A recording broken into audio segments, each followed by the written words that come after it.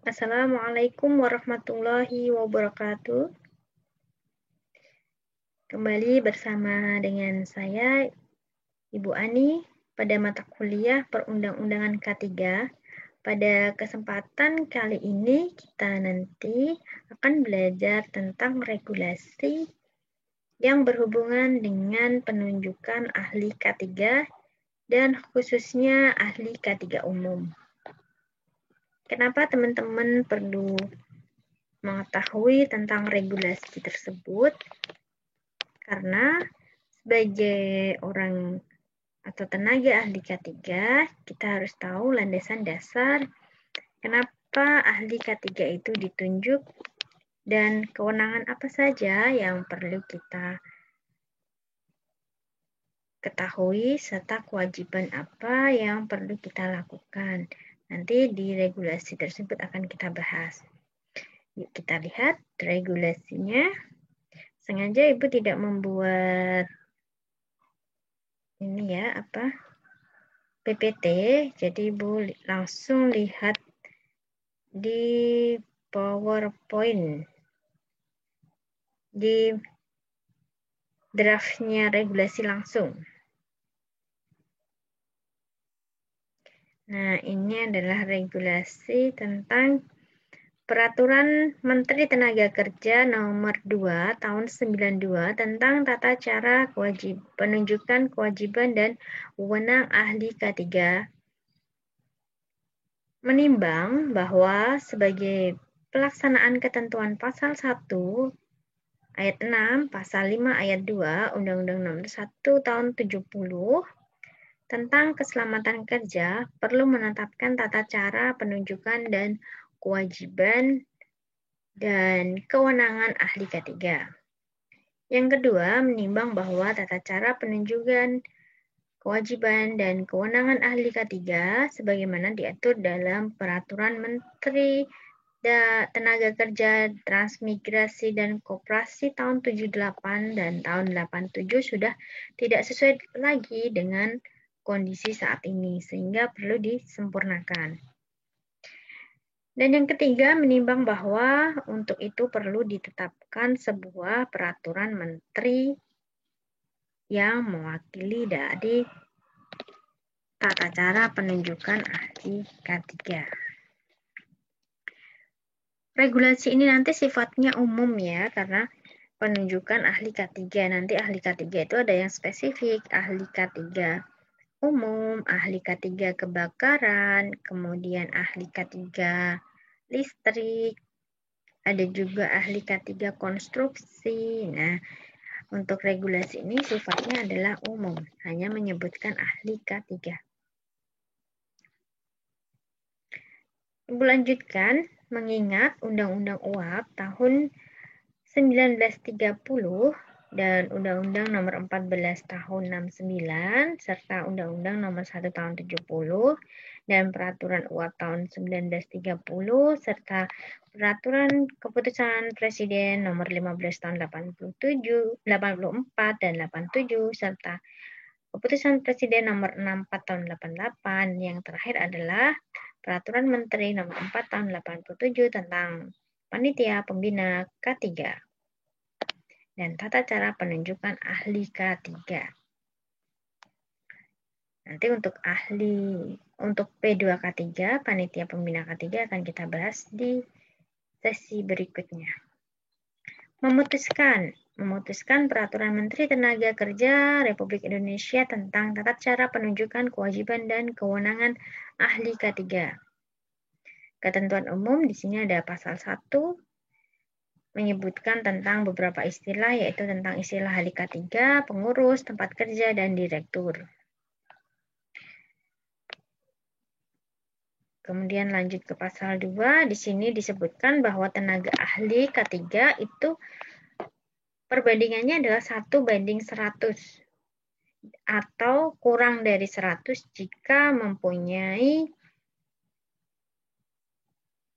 potensi bahaya besar dan menggunakan bahan, proses, atau alat serta instalasi besar terhadap K3 ya. Jadi kalau menemukan artikel-artikel di internet yang tulisannya adalah ahli K3 itu perbandingannya 1:50 itu kurang tepat ya. Lebih tepatnya adalah 1:100 atau 1 kurang dari 100 jika perusahaan tersebut menggunakan bahan, proses, atau alat atau instalasi besar yang mempunyai resiko bahaya K3. Itu lebih tepatnya begitu, sesuai dengan regulasi.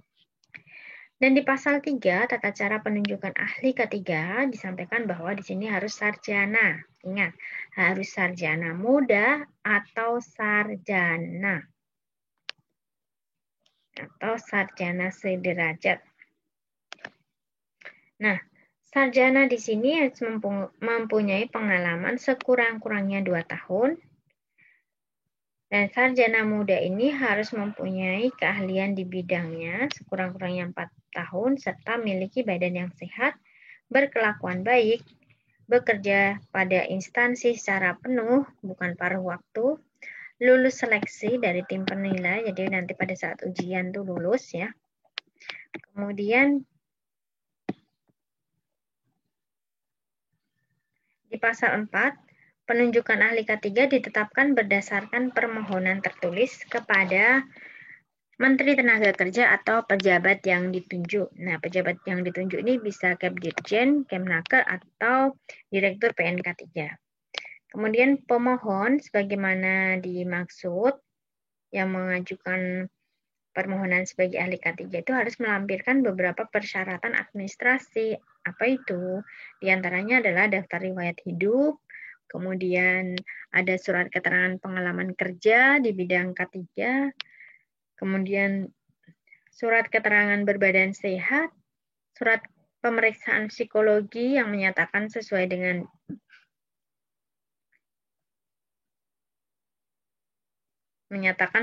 untuk melaksanakan tugas sebagai ahli K3, serta surat berkelakuan baik dari polisi, dan pernyataan bahwa bekerja secara penuh di suatu perusahaan atau instansi.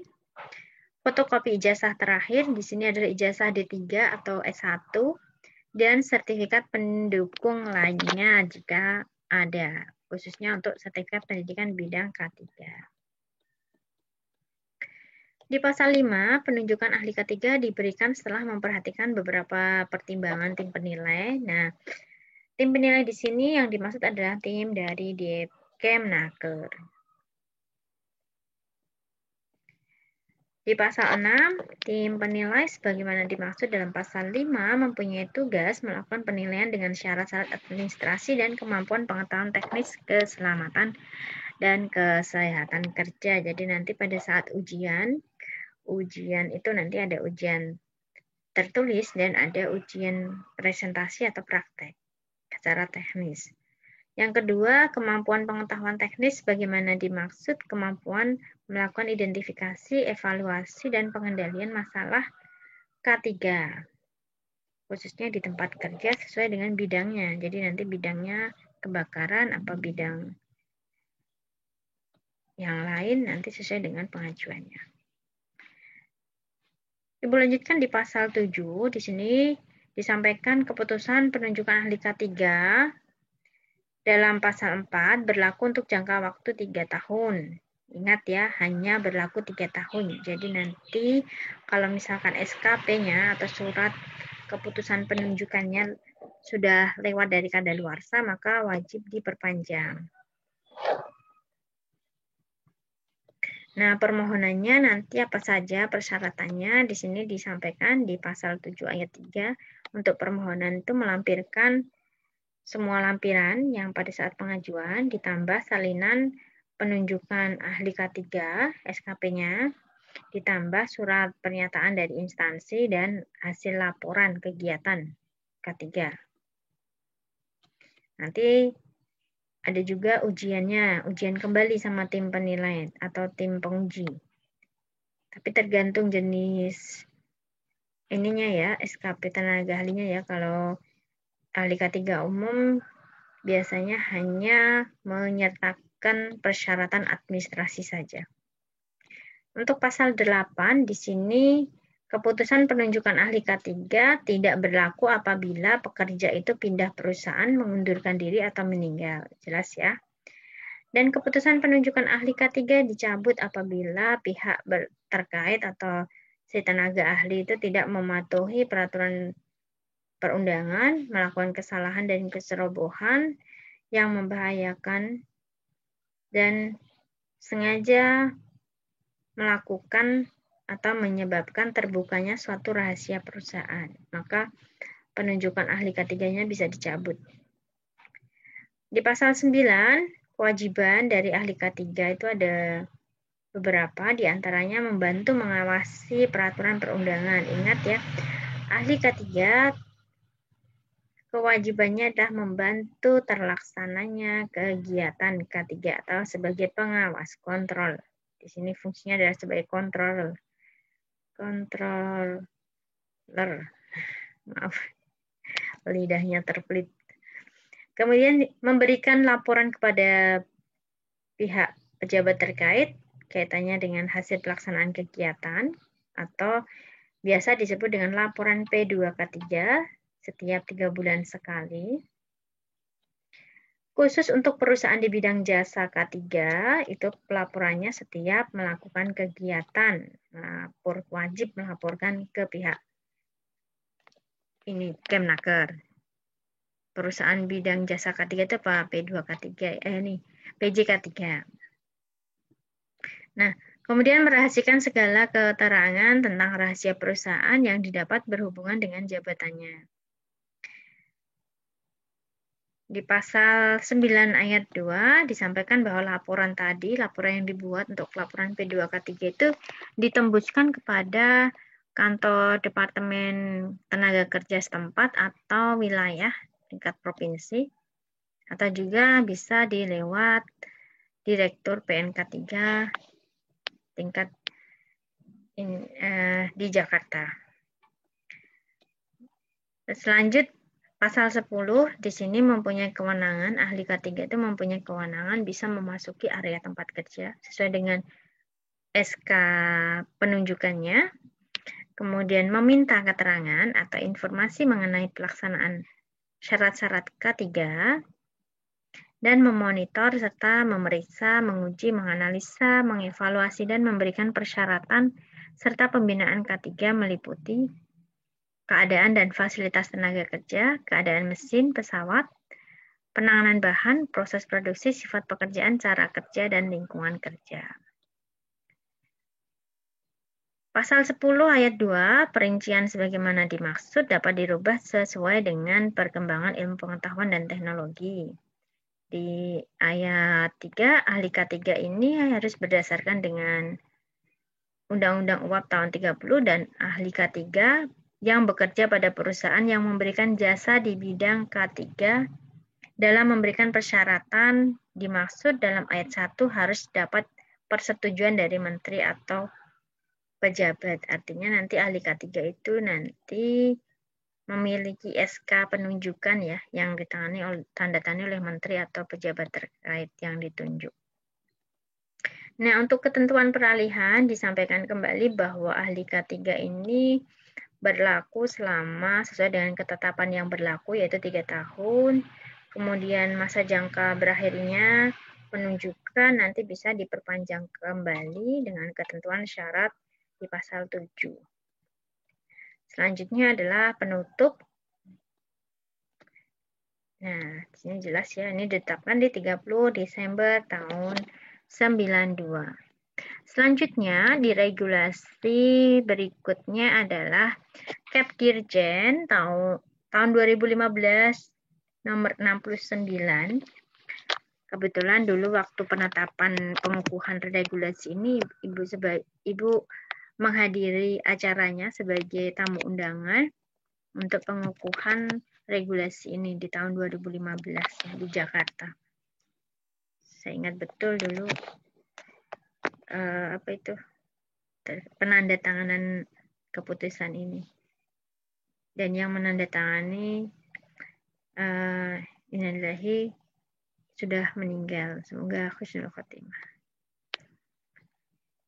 Nah, keputusan ini masih berlaku sampai saat ini, yaitu keputusan Direktur Jenderal Pembinaan Pengawasan Ketenagakerjaan dan Keselamatan dan Kesehatan Kerja ini lebih mempertegas dari regulasi yang Ibu sampaikan tadi ya, di tahun 92 tadi.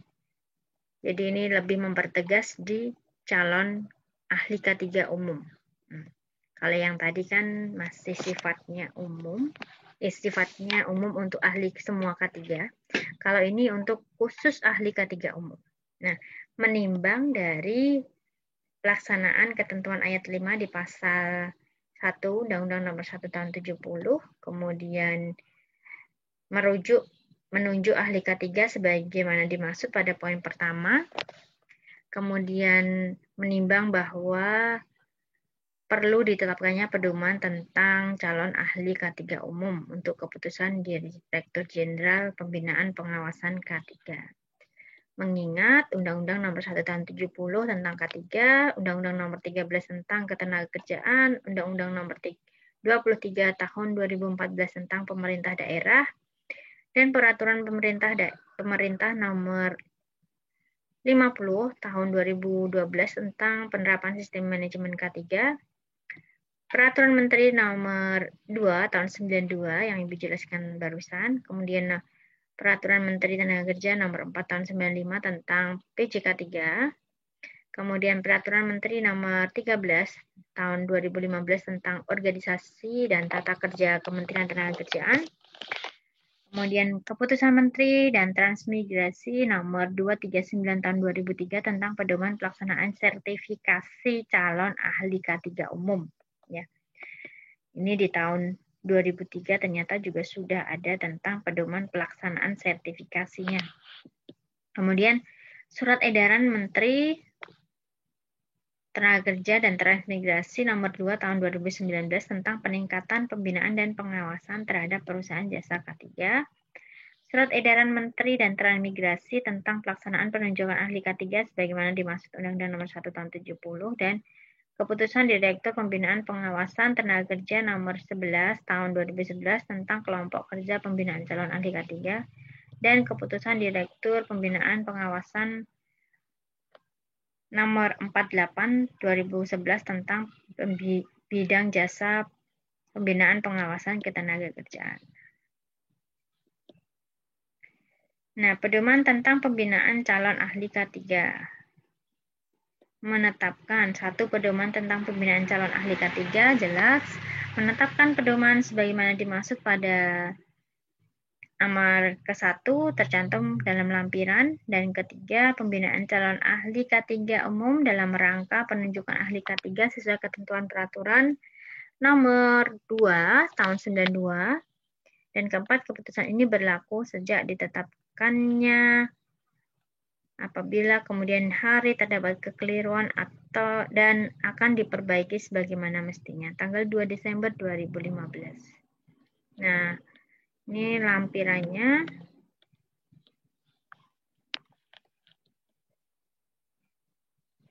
Nah, ini kaitannya dengan pedoman pembinaan. Di sini ada pendahuluan yang perlu Ibu sampaikan bahwa kaitannya dengan pelaksanaan pelatihan ahli K3 umum. Jadi, teman-teman yang mengambil peminatan K3, mulai dari sekarang, sebaiknya teman-teman sudah mulai mempersiapkan diri untuk mengikuti pelatihan calon ahli K3 umum ini, karena ini sudah jelas ya, dituangkan dalam regulasi yang nantinya sebagai penguat teman-teman untuk menjadi tenaga ahli K3. Karena dengan mengikuti pelatihan ini nanti teman-teman akan mendapatkan SKP. Surat Keputusan Penunjukan sebagai Tenaga Ahli K3. Ya. Nah, tujuan dari pembinaan ini adalah secara umum mendapatkan tenaga teknis berkeahlian khusus di bidang K3 yang dapat membantu pelaksanaan dalam pembinaan dan pengawasan K3 di tempat kerja. Dan yang kedua, meningkatkan pengetahuan dan pemahaman tentang peraturan perundangan K3, kemudian meningkatkan kemampuan dan keahlian, serta keterampilan dalam melakukan identifikasi potensi bahaya di tempat kerja, meningkatkan kemampuan dan keahlian serta keterampilan penerapan K3 sesuai peraturan perundangan di tempat kerja. Syaratnya apa saja? Sama seperti di regulasi tahun 92 tadi, berpendidikan sekurang-kurangnya sarjana muda atau sederajat. Sarjana muda itu D3 ya, minimal D3 ya, minimal D3. Berbadan sehat dibuktikan dengan surat keterangan dokter dan berkelakuan baik. Nah, ini syarat umumnya. Jadi cukup 3 saja. Kalau yang di regulasi 92 tadi banyak sekali. Ini cukup 3 saja. Kemudian pedoman pembinaannya adalah menggunakan metode ceramah, diskusi, praktek pemeriksaan K3, penulisan laporan pemeriksaan K3, seminar, dan evaluasi. Artinya di sini nanti pelatihannya adalah melalui ceramah, tatap muka, presentasi, kemudian ada diskusi. Nah, praktek pemeriksaan K3 nanti ada kunjungan perusahaan, kemudian ada membuat laporan kunjungan, kemudian presentasi ini adalah seminar dan evaluasi. Nah, selama di masa pandemi COVID ini nanti untuk pembinaan pelatihan calon ahli K3 umum ini bisa dilakukan secara daring. Nah, adapun materi pembinaannya nanti meliputi ada 120 jam pelajaran. Dalam 1 jam pelajaran itu ada 45 menit. Di sini ada kebijakan K3, kemudian Undang-Undang K3 nomor 1 tahun 70. Ini biasanya yang menyampaikan adalah pihak dari kementerian atau tenaga pengawas K3. Kemudian pengawasan norma K3 di bidang kelembagaan dan keahlian K3. Kemudian pengawasan norma keselamatan kerja listrik, pengawasan norma penanggulangan kebakaran, pengawasan norma keselamatan kerja konstruksi dan bangunan, pengawasan norma keselamatan kerja mekanik, pengawasan norma keselamatan kerja pesawat uap dan berjalan tekan, dan pengawasan norma kesehatan kerja, pengawasan norma lingkungan kerja, pengawasan norma bahan berbahaya, pengawasan norma SMK 3, dan laporan kecelakaan kerja. Ada 11 materi kelompok inti nanti ya. Ini memang beberapa topik sudah kita pelajari selama kuliah, tapi tetap nanti akan dibahas di dalam pelatihan tersebut. Kemudian untuk materi penunjang ada dasar-dasar K3, analisa kecelakaan, kemudian manajemen resiko, dan praktek serta evaluasi. Nah, nanti siapa yang menjadi narasumber? Yang menjadi narasumber di sini biasanya adalah dari pihak Kemnaker atau dari pihak pengawas K3 atau trainer yang telah mengikuti training TOT. Nah, jumlah peserta pembinaan di sini maksimalnya ada 30 orang. Kemudian kelulusan berdasarkan kedisiplinan, di sini dari presensi, kehadiran, kemudian hasil ujian teori, penulisan, dan seminar. Sertifikat penunjukan atau SKP, di sini ada sertifikasi pembinaan, kemudian dapat SKP penunjukan, PIN, dan lencana K3. Kemudian pembina atau narasumber pada pembinaan bagi calon ahli K3 umum di sini adalah pejabat dari Direktorat Pengawas K3, pengawas ketenagakerjaan, dan praktisi atau ahli K3. Nah, adapun penyelenggaranya di sini adalah Kementerian Tenagakerja yang membidangi ketenagakerjaan melalui APBN atau Dinas Lingkup tugasnya di bidang ketenagakerjaan, kemudian perusahaan jasa K3 dan SMK 3 yang telah mendapatkan penunjukan sebagaimana Peraturan Menteri Tenaga Kerja Nomor 4 Tahun 85 dan 48 Tahun 2011 tentang bidang jasa pembinaan K3 dari perguruan tinggi yang telah bekerja sama dengan Kementerian Tenaga Kerja dengan MOU yang masih berlaku, lembaga diklat pada perusahaan yang telah bekerja sama dengan Kementerian Tenaga Kerja dengan MOU yang masih berlaku. Nah, laporan pembinaan. Di sini laporan pembinaan wajib 2 minggu sebelum pelaksanaan kegiatan. Surat permohonan penyelenggaraan sudah diterima oleh pengawas K3. Baik itu jumlah peserta, jadwal, narasumber, tempat penyelenggaranya. Kemudian 2 minggu setelah pelaksanaan, itu laporan sudah jadi. Kemudian penutup. Nah, ini gambaran dari pelaksanaan kegiatan pelatihan ahli K3. Nah, saya ulangi ya. Jadi terkait dengan regulasi ini nanti penting sekali menjadi dasar pengetahuan buat teman-teman yang sudah memutuskan untuk mengambil peminatan di bidang K3. Jadi nanti setelah lulus, usahakan teman-teman bisa mengikuti pelatihan ini. Dan ini memang sifatnya itu kayak apa ya, wajib ya. Kalau anak K3 itu wajib. Karena kalau tidak mengikuti ini biasanya kita kalah saing di dunia kerja dengan jurusan lain yang mengambil pembinaan ahli K3. Jadi sekarang tuh banyak jurusan teknik, jurusan sipil, teknik industri, farmasi, yang background-nya bukan dari K3 tapi mengambil pembinaan ahli K3. Nah, itu nanti akan bersaing di pasar dunia kerja ya, katanya dengan kompetensi. Mungkin sementara itu dulu yang bisa Ibu sampaikan, semoga bermanfaat pada pertemuan kali ini. Kurang lebihnya mohon maaf. Jika ada pertanyaan terkait dengan regulasi yang Ibu sampaikan, bisa dicantumkan di kolom komentar di Google Classroom. Terima kasih. Akhir kata, wassalamualaikum warahmatullahi wabarakatuh.